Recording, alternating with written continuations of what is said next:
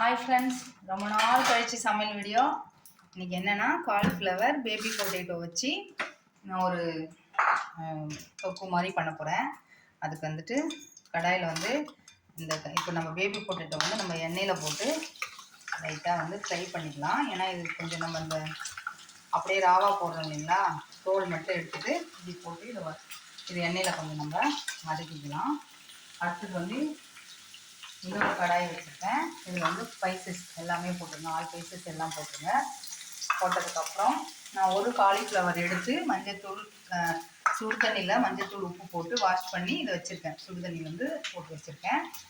இது வந்து எல்லாமே போட்டுட்டு ஒரு 3 பச்சை மிளகா, வெங்காயம் ஒரு 3 மீடியம் சைஸ் வெங்காயம் இதை போட்டுருங்க. இப்போ பாருங்கள், வெங்காயம் நல்லா வதங்கிடுச்சு. இப்போ வந்து ஒரு ஸ்பூன் வந்து இஞ்சி பூண்டு பேஸ்ட். நம்ம வந்து இது எதுவும் மசாலா வந்து அரைச்சிலாம் போடலை, சாதாரண அப்படியே நம்ம இது பண்ண போகிறோம் தொக்கு மாதிரி. இது நல்லா வதங்கட்டும். நம்ம கருவேப்பிலை 4 போட்டுக்கோங்க ஃப்ரெண்ட்ஸ். இது வந்து இது அப்படியே நல்லா வதங்கினதுக்கப்புறம் தக்காளி ஒரு மீடியம் சைஸ் தக்காளி, நான் 3 தக்காளி எடுத்துருக்கேன். அதையும் கட் பண்ணி நல்லா உங்களுக்கு எந்த சைஸ் வேணுமோ அதை போட்டுக்கிறது. நல்லா வதங்கட்டும். நமக்கு உப்பு வேணால் இப்போ கொஞ்சம் போட்டுக்கலாம். தக்காளி வதங்கிறதுக்கு வெங்காயம் ஓரளவு வதங்கிடுச்சு. பாருங்கள், போட்டுக்கங்க. இது வதங்கட்டும். நல்லா வதங்கிடுச்சு நமக்கு தக்காளி. இப்போ வந்து மசாலா ஐட்டம் சேர்க்கலாம். மஞ்சத்தூள் போட்டுக்கோங்க, 2 ஸ்பூனால் 1 ஸ்பூன். மிளகாத்தூள், தனி மிளகாத்தூள் தான் போடுறேன்.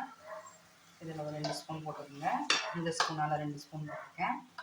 தனியாத்தூள் இந்த ஸ்பூனால் ஒரு 3 ஸ்பூன் போட்டுக்கோங்க. அதே மாதிரி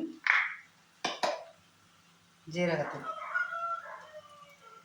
இது கொஞ்சமாக சிக்கன் மசாலா, நல்லாயிருக்கும் ஃப்ளேவர். கொஞ்சமாக நிறைய வேண்டாம், காரம் இருக்கும், நம்ம காரம்லாம் போட்டிருக்கோம். அதனால் இது எல்லாத்தையும் போட்டு நல்லா வதக்குங்க. மசாலா எல்லாம் போட்டாச்சு. இப்போ வந்து நம்ம காலிஃப்ளவர் போட்டுடலாம். நான் வந்து பொட்டேட்டோ வந்து அடுப்பில் வச்சேன் இல்லைங்களா ஃப்ரெண்ட்ஸ், நான் எடுத்துன்னு போய் இப்போ வந்து ஓவனில் வச்சுருக்கேன். அது வந்து ட்ரை பண்ணி எடுத்துகிட்டு வரலான்னு சொல்லிட்டு. இது வந்து இது வதங்கட்டும்.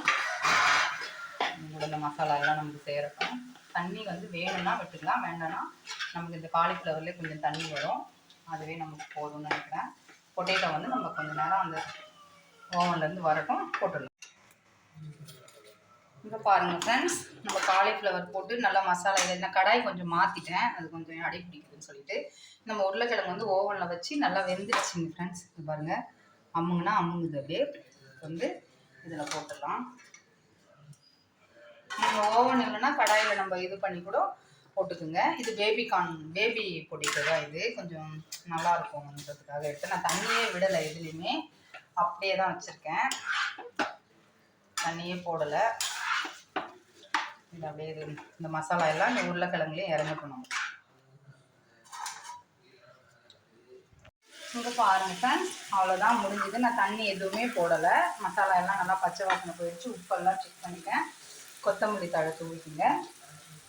இது சாதத்தில் போட்டு கணிவி சாப்பிட்லாம், சப்பாத்திக்கு வச்சு சாப்பிட்லாம், தோசை அது மாதிரி கூட வச்சு சாப்பிட்லாம், இல்லைன்னா சைடிஷாக கூட வச்சுக்கலாம்.